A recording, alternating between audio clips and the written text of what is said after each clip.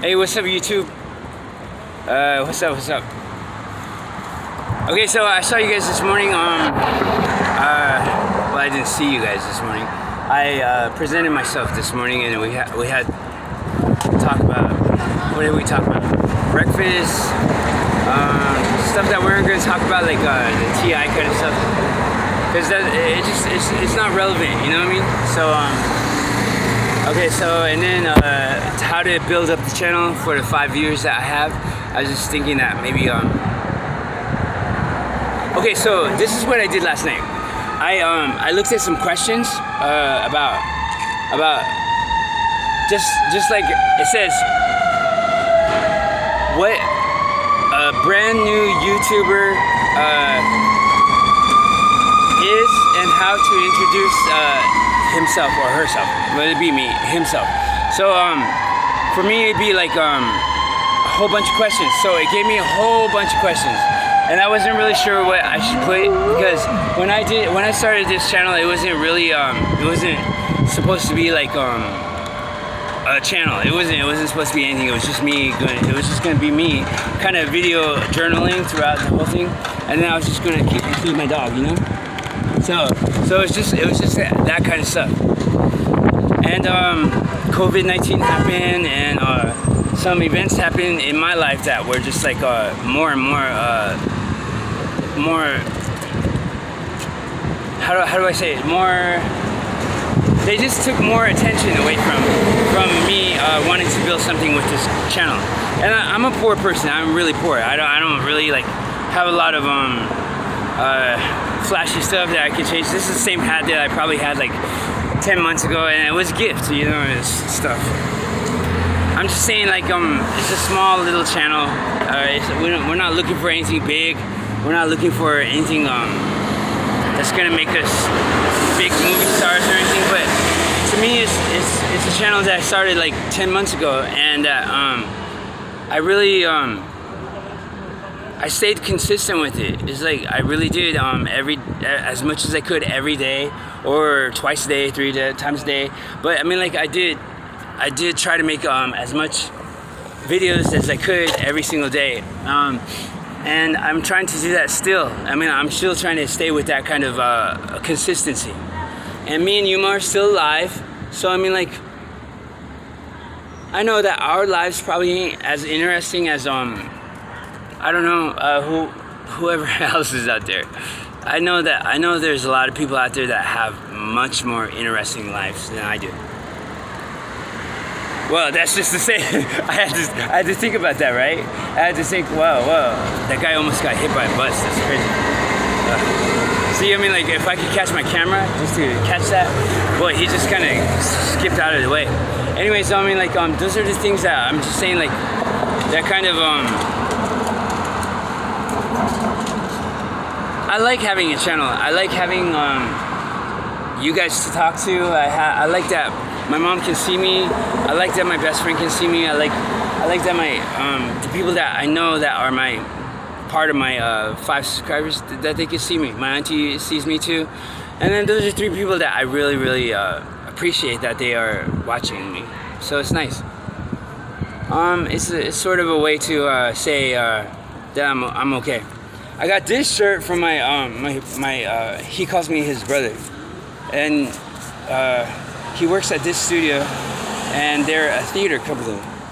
One day I didn't have clean clothes, so he said, I have a clean shirt, and he gave me that shirt. That was really nice.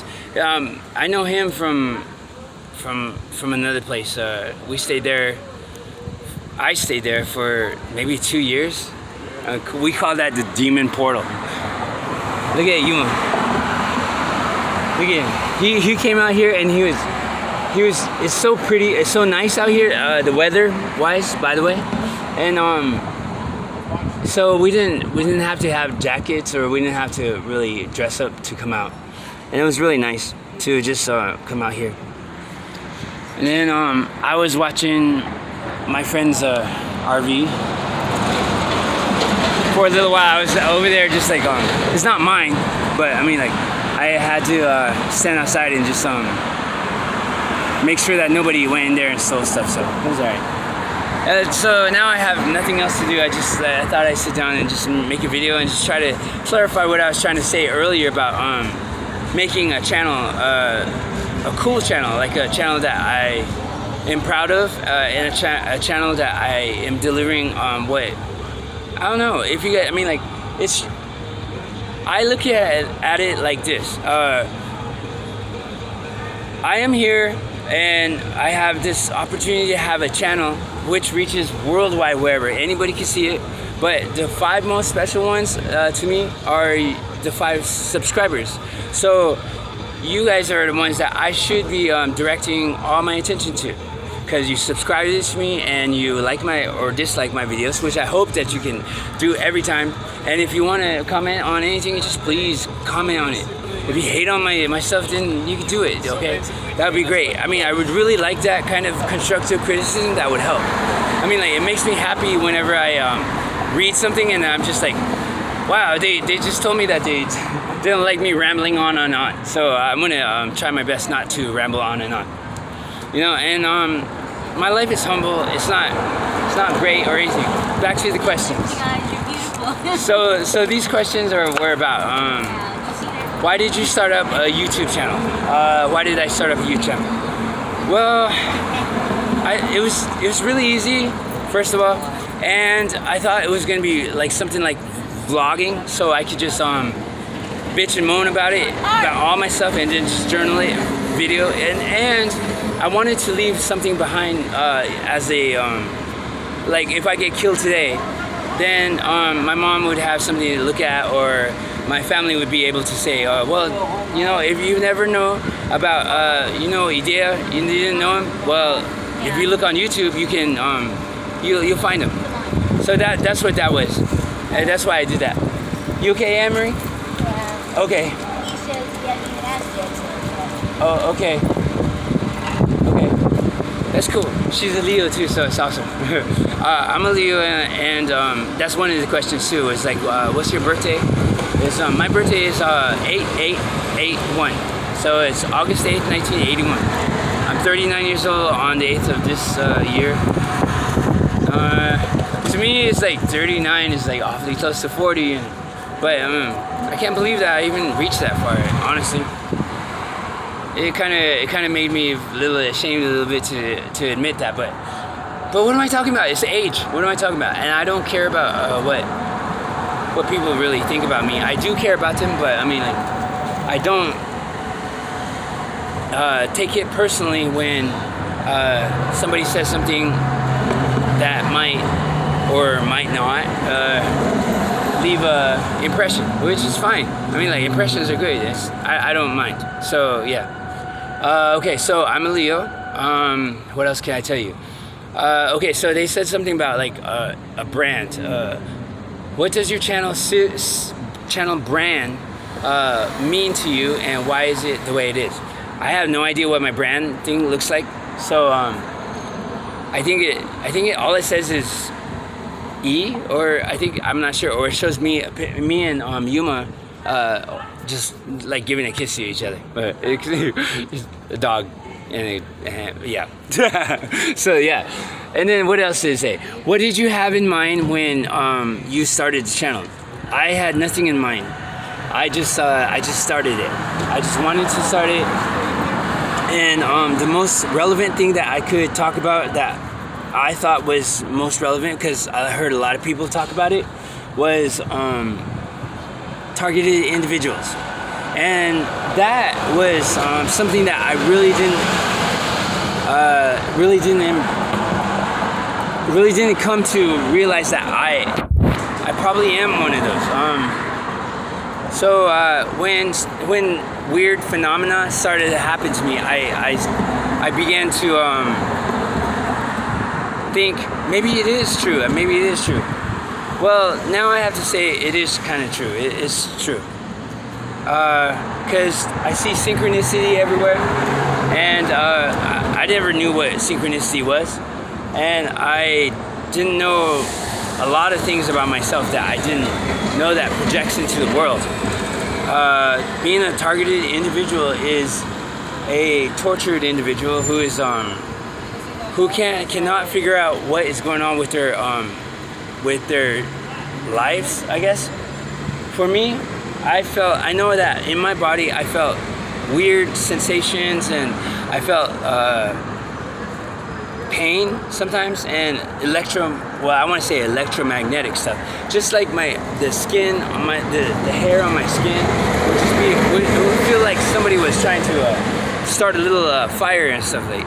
And then I would feel the pins and needles, and I would feel the dry eyes and the weird anxiety kind of thing, and just the weird symptoms that I've never ever felt before. Ever. I'm telling you, ever. And then all of a sudden they just started to happen. And then I noticed that as I was making videos, or I was making just like everyday life, that if I said something that was offensive, it seemed like it reacted to it, and the vibrations would get a little more heavy, and it would get more I don't want to say torturous, because it doesn't really hurt that much, but it just feels really, really strange.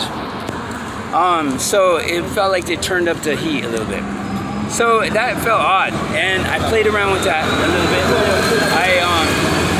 I have a scientific kind of mind, so what I did was I started to stay quiet, and I just started observed what was happening, and then I took note of all the patterns. I took note of my feelings, my actions, and just stuff that was going on in my life. Which is another reason why I started the YouTube channel, was because I needed to make documentation, and I needed to prove to the world what I was feeling and experiencing myself. So that's the other reason why I started this channel. And I mean, it's just good to have backup, I guess. Okay, so that's the other reason. Okay, what else did they say? They said, what do you plan to do with the channel? Well, right now I have 5 subscribers. I'm not looking to build like thousands, or like make millions or whatever. I mean, I'm just happy with what I have right now. And if I could build off of that, then great. If I can't, then that's fine. I'm happy with my 5. Then I could make a small channel, and I could do whatever you guys want me to. So the only thing is that I need you to comment and let me know what you want. I also want to ask you to like or dislike, and please be honest with whatever you want to say. Just tell me. I mean, like, I will survive if you tell me what you want. And if you want me to shut up and just show humor, then that's fine too. I'm not gonna know unless you tell me, okay? So I mean, like, those are just things that I'm trying to say. I think that the 5 subscribers that I have are especially important to me. So I thought I would take the time to just try to get sober, for one, because I'm usually always buzzed or something like that. You know, so I mean, like, it came to my realization that I've been doing this for 10 months. 10 months! And every day, or every other day, or every other week, or whatever, I was consistent with trying to make sure that I was on with the video. And I didn't do too much creative stuff with it, and I didn't work on editing. I still ain't. But I mean, like, still ain't? What kind of English is that? I still haven't done that.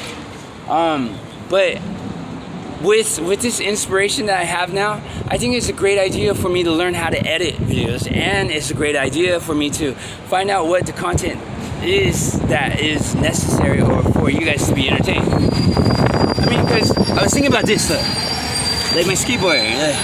I mean, I learned how to ollie in like a month, which was great. Thank you, skater trainers. YouTube has become a big part of my life, where I was just watching every day. I'm watching you guys. Whoever watches YouTube and puts YouTube videos out there, I watch you guys. I watch you, I listen. And although I hear what you guys tell me, I don't usually apply it because I don't want to say I'm lazy. I just want to say that I just don't think that. I don't want to say I'm not worthy. I just want to say that I don't really see the future that much as being a filmmaker or something like that, you know? I just wanted to connect with the world in some way. And 10 months, me and Yuma just doing it by ourselves. I think we did okay. But if you guys think I could do more, then inspire me, motivate me. Take some time to get to that comment at the bottom.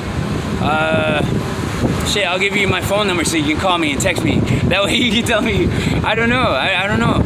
If you think that I'm doing a good job, then yay. Then I'll just keep doing the same thing and just like bitching more. What else can I tell you about my life? I mean, like, there's more. I'm thinking about the questions that were on there. What's my birthday? What's my sign? How old is Yuma? Yuma is he's gonna be 6 this year. He's gonna be a six-year-old doggy. 4 years ago, I took my mom. I asked my mom if she could take me to Westside dog clinic. That's what they call them in Albuquerque, New Mexico, and they were overfilled with stray dogs. And I looked at maybe like 3 or 4 little small dogs before I saw him. And something in my heart and something in my mind just like I remember those other dogs right now. And I'm just saying those dogs were so cute and they looked so good and everything. But this one, he was sitting right in the cage. When I turned around the corner before I could get in full sight of what was in front of me, he was sitting there already looking at me, staring at me, and as soon as I got around the corner, and then I thought in my head immediately, it could have been God, I don't know, but he was just like, that's the one, go get him. And it was just like, I mean, it just felt right, it just felt good, look at him. And that's kind of what he did, like he knew when I made the decision. It was that's what I think it is. I don't know. It could have been coincidence. Anyways, I said, Mom, I think this is the one. I think I want him. And he was the perfect size. He was young, so he was like puppy still. He was like he had puppy attitude. He was like he had energy just coming out of his body. And they said, do you want to take him out, see how you and him are gonna get along? I said, yeah, that'd be great. And then I did, and he had hella energy. Oh my gosh, he had so much energy. He like knocked me over, like he was like a football player, just going straight for me and knocking me over. And then they said, okay, if you really want this dog, you have to come back tomorrow and come sign the papers. We're gonna take care of him and make sure that he's gonna be ready for you in the morning. And then I said, great. Then after that, I had been going online to study how to get a new dog, how to take care of one, how to make sure that one was taken care of. Because one of my favorite actresses is Angelina Jolie, right? And when she got her first Maddox was her first son. She really had like I'm a foster kid from a long time ago, so I mean, so I understand that kind of stuff. So she was compassionate to him and waited for him to, say hello. And she did the same thing with her second son. He came from Vietnam, and I remember the story about him being like unsure about his first night, and then she just kind of like she stayed around him, but didn't push it or anything. So I kind of felt like that a little bit. So I studied. I read a lot about how to take care of a dog, how to whatever, just to make sure, even though I knew how. But that's how I took care of this one, actually. When I got him, I gave him a hug. I told him that he has a place to live, and I promised him right away that I would be the only owner that he would have for the rest of his life. So I wouldn't give him up. I won't abandon him. I won't neglect him. But so I'm gonna be here with him for the rest of his life. So that's the promise I made for him. And then Mom drove in the front, and I jumped in the back with him, and me and him sat in the back seat, and he was happy. He was so happy. The wind blowing in his ears and the fur and everything, and I was just really pleased with myself and stuff. And then we got to the house, and I mean not the house, but like the apartment, and there was a front yard there, and then they said you have to try to get him to listen to you. So the only way that you're gonna get him to listen to you is you have to make him okay, so this is what they said. Grab him and hang on to him. So that's what I did. I just grabbed him and hang on to him. Don't let go. Don't let go. Don't let go. So he's just sitting there, and he's just fighting his way out of my grip. And I tried so hard to hang on to him. They said, don't let go. Don't let go. So he finally, after like maybe 15 minutes, oh my gosh, my muscles were so tired and my body was so tired. He finally just like, okay, and he gave up. And then I waited for like maybe 2 minutes for him to relax. And then 3 minutes. And then I waited up to 5. And that was submission. So I let him go, and then I gave him a kiss, and I say, "You're my dog." And then that's when we just we established me as being the alpha, and him being my buddy. I don't know, beta. Is that what it? Alpha, beta. I just know alpha and omega. Anyways, so that's how me and Yuma got together. He's good. He's a very special dog. He was gifted to me by God. The black parts of it, of course, is hi. Hey. How are you? Good. How are you? That's good. I'm good. Hi, just doggy. bragging about my doggy. Okay, so the white parts are the world, right? And then these parts are the world that the parts that God can't reach. It's kind of a Christian kind of thing, but this is what it meant to me. So the whole world is right here, and it's all just God. And little parts of it are just back and forth parts that are not yet God's. I don't know what to say about it. That's what it was about.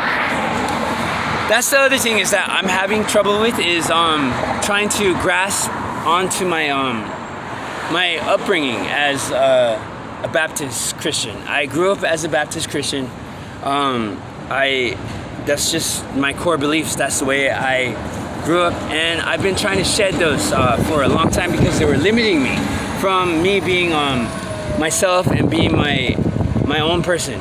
And on top of that, I have my personal experiences throughout church that made me question God and question like how could this happen to me under His watch, and why am I suffering for something that I did not do? You know, it's just difficult for me to understand that, and even today as a targeted individual, I question that even more. Why am I a targeted individual? You know, I mean, like I just don't know. So I wonder sometimes if my upbringing was wrong, or if it was not meant for me and they knew that, or if I'm not doing anything right, because I'm not devout. I don't go to church on Sundays. I don't pray regularly. But a lot of the troubles that I've had with being a targeted individual has been related to prayer, to Christianity as a whole. That's why the other video had the voice that calls himself Jesus. And what if that is Jesus? What if it's just a voice that calls himself Jesus? What if I'm delusional? What if it is God? You know, I mean, I don't know. I can't say it. I just don't know, because I don't know.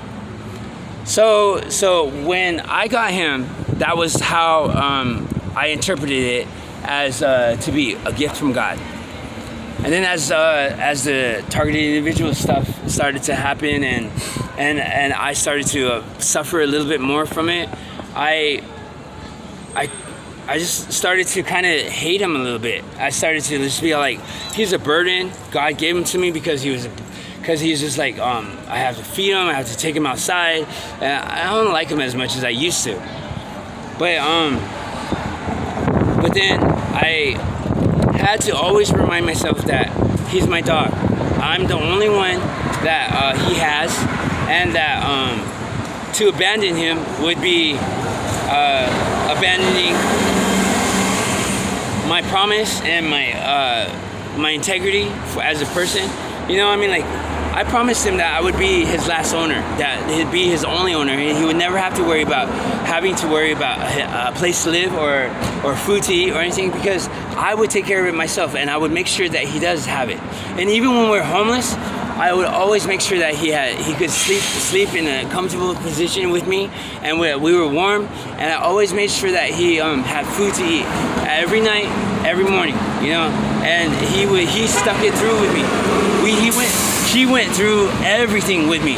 We stayed in tents. We got in fights. We did so much, and he saved my life so many times. Yuma is my best friend. He's just like, and I overlook it sometimes, and I act like he's just a dog, but he did so much for me. He did so much for me, and I appreciate him so much. I just want to say that. I mean, like, that's what I'm saying is, like, I just cannot leave him behind. Even though I was talking about suicide and everything, but when you're talking about suicide, you don't care. When I talk about suicide, I don't think about my mom. I don't think about my family. I don't think about my dog. I don't think about my friends or anything. I'm just thinking straight up death. You know, I just think like I just love this family. I mean, I just love it. They're so awesome, and they're so really nice. They're just like really nice to me. You know what I mean? Like I'll tell you guys about that a little bit later. But when you're in love with somebody, that person that you're in love with, their whole family is awesome. So I mean, like that's just, whenever I see any of them, I'm just like, whoa, hey, I just feel good. I mean, like, anyways, that's so stupid of me. Sorry. I don't know. I mean, like, that's the other thing too. There's a lot of things going on in my life that I don't really share too much. I don't even tell my friends or anybody. Okay, let me get back on topic. So my relationship with God had changed a little bit since I had met Yuma, and the TI thing is still there. It's all still there. Yes, I did fall in love, but that was because God was talking to me and telling me, I know that you've been working on suicide and that you've been wanting to kill yourself for a long time. I will not let you die unless you give life one more chance by falling in love.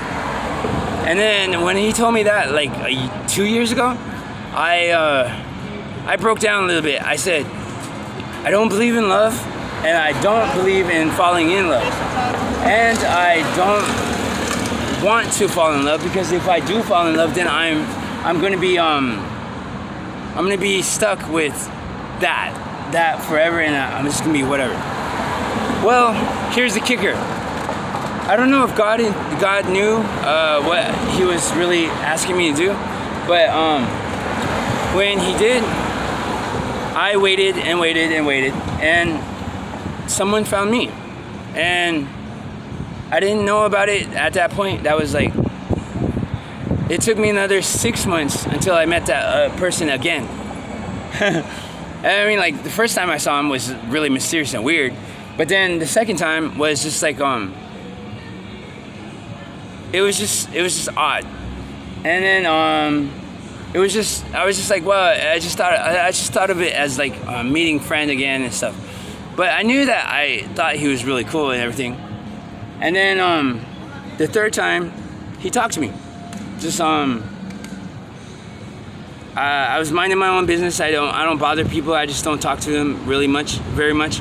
I'll answer questions. I'll talk to them if they want to, but I really stay to myself a lot, you know. But then he kind of just came over, asked me about skateboard, asked me what I was up to, just a regular conversation, and that was it. And in my mind, I'm already recording all this stuff. It's so weird. And then fourth time, fifth time, whatever. It's just like we became friends.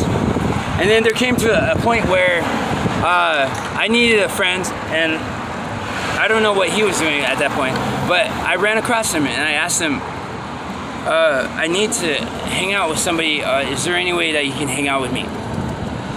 I said, are you busy? I have money for dinner, or I mean not dinner, but like I have money for food. We can get some weed or something like that. I said, I just need somebody to hang out with me for a little while. I mean, like right now I'm just not feeling all that great, and it's kind of weird because at that point I was getting in fights or something like that. We were in people's way, and we didn't have a place to go and stuff, and he just happened to be there. So I asked him if I could hang out with him, and he said yeah. And then from there it was just like, yeah, we didn't even really talk. We just like kicked it together. He didn't smoke weed. I smoked weed. I drank. He didn't really drink. He was busy with his bike and stuff. But I mean, like that's how that happened. And then I just thanked him for hanging out with me for a couple hours, and it was kind of awkward because we didn't really talk, or there was no incentive to it or anything like that. It was just, and he was so cool about it, and I felt safe afterwards, and I moved on. And then I would say like maybe a month or two later, he caught me right when I had some extra money and stuff. And I was like, I saw him, I just said, hey, you want something to eat? Yeah, we can go eat, whatever. And then that's it. We just started becoming friends, hanging out. And then he didn't have anywhere to go, so he used to come visit me a lot, and I used to visit him a lot. So, I mean, like, I used to come outside. Yeah. But then life changed. In 2 years, he established housing, I established housing, and he has his life now, and I have my life now, and we're just friends. It's good. I appreciate his friendship more than anything, and I appreciate when he was there for me, and that's how I am. I'm just like, I'm kind of like that. That's how I am. I try to keep, names and identities apart, so that's why I don't say things like that, but yeah, so that's it. I'm not in love. I am single.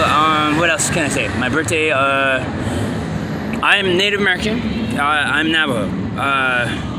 Full-blooded, by the way. And since I'm a Navajo, I have to say, I am Tuapahe Sligo Nakene Basichin. That means I am near the water people, but I'm born for the Mexican clan people. It's a Navajo kind of thing, a Navajo traditional kind of thing to keep us, is to keep the genetics or the DNA separate so that we can have more children or whatever. It doesn't apply too much to me because I'm not really around other Navajos, and I'm not really on the reservation, and I'm not really looking to have kids right now. So but if I was introducing myself in traditional Navajo, then I would say that in Navajo first, and then I would include my grandparents. But I don't have my grandparents. I don't know my grandparents and stuff. So that's another thing too. Is my family has been we don't have complete like history of our whole family. So I mean, like, I don't know my grandma's clan, and I don't know my grandfather's clan. I don't know my dad's my dad's dad's clan, and I don't know my dad's mother's clan. So that's how intricate the Navajos got with clans. Anyway, what else can I say? I like to skateboard.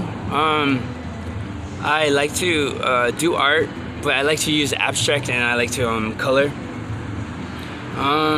What's the biggest thing I've ever accomplished in my life? I'm thinking about all the questions that they gave me.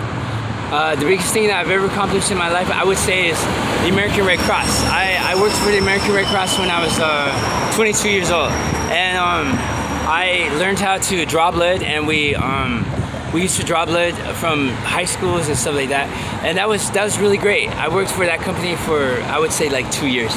It was great. We different site every day, and we used to draw blood, and it was nice. It was legit. I used to make money, and I used to have my own apartment and stuff. And even here in Oakland, California, I found the American Red Cross, and they hired me, and then I worked for them for a short time, and then the city kind of consumed me.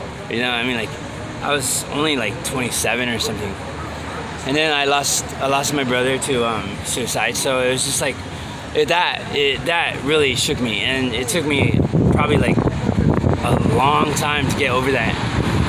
Today I don't cry about it. Today I just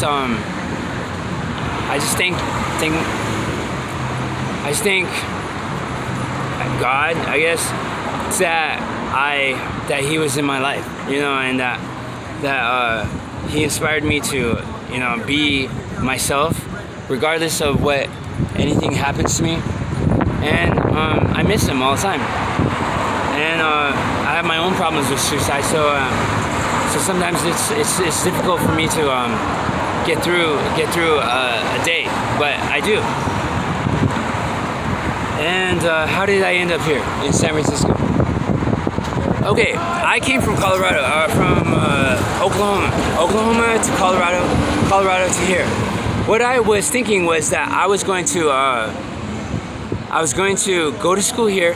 I was going to get somewhat of a establishment of Chinese, Mandarin, and I was going to use Mandarin and to get me into China. I wanted to get to China to teach English, so I could get Chinese and English well fluent. I wanted to see another world. I wanted to see what it was like to be in a country where millenniums were millenniums. They weren't just like a surprise, like the what do they call it, the end of the millennium. When the millennium happened, they were talking about the computer crashing and all that stuff, and America was all like, oh my gosh, the computer's gonna crash and everything's gonna reset and all that stuff. Well, China was just like, yeah, that's not gonna happen, whatever, and so I'm just saying, like, that country in itself is so rich with culture, with people, and just with their politics. What we consider our 2-year presidential and our history together is only like 1 year to them. You know what I mean? That's just the example. And their country is just so rich with all of that kind of history, and I really admired their language because it was so general.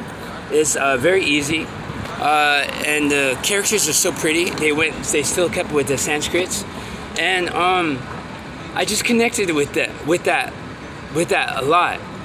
And I like Crouching Tiger, Hidden Dragon, and Wushu, and all those things.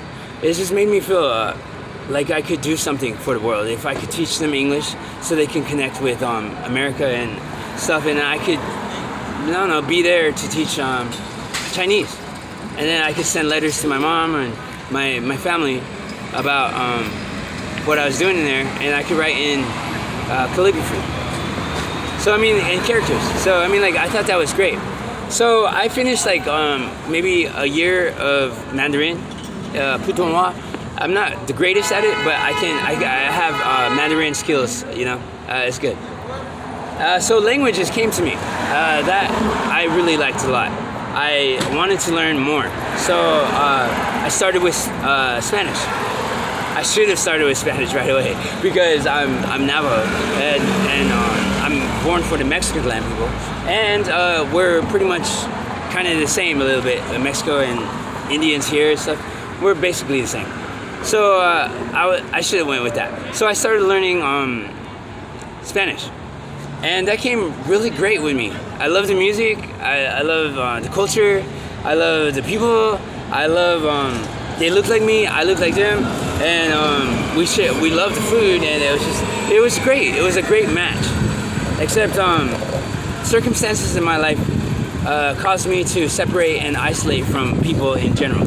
So it wasn't just picking and choosing anymore. But I knew I liked languages, so I had Mandarin, and I had English, and I had Navajo for a little bit, just a little bit. I mean, I'm not the best at Navajo, which is sad because I'm Navajo. And then I also took an elective, or I took for a short time American Sign Language, because when you can communicate without having an extra, with a sense that's been taken away from you, I think that's really admirable, and I think that's really it makes you a really strong person to be able to find a way when there are no ways. You know, even today, when I see somebody signing to each other, I watch them, and they communicate so well with each other. And I wish that I had been more involved in that, because I just that was more of a it involves you to use your hands and your body language and your eyes, and you have to connect to that other person to be able to communicate. And you can do it across the city. I mean, like, okay, I could be at one side of the block, and then the other person could be at the other block, and if I signed, hey, it's busy over here or something with my sign language, that they could see it. So I mean, like that, it reaches places that you can't really do whenever you're using voices. So yeah, I was inspired by Star Trek. Yuhara or something like that. I forgot her name. She knew all kinds of languages, and I was like, yeah, that's cool. I want to learn languages. Okay, so I'm at 41 minutes right now. So I think I'm just gonna let this go tonight. There are a bunch of questions that to ask me still. If you have any questions that you want to ask me yourself, if you want to, just tell me that you're doing a terrible job, you sound like this or whatever, you should stay focused on this or whatever. I don't know. I don't mind you telling me what I need to do, because in all reality, you're the 5 people that I care about very much. You're the 5 people that care about me, and I want to be able to give you something that you can watch every time. You don't have to watch it for 41 minutes, but I mean, like, at least something to watch.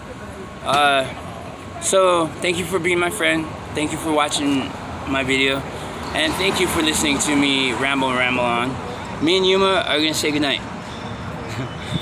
Bye.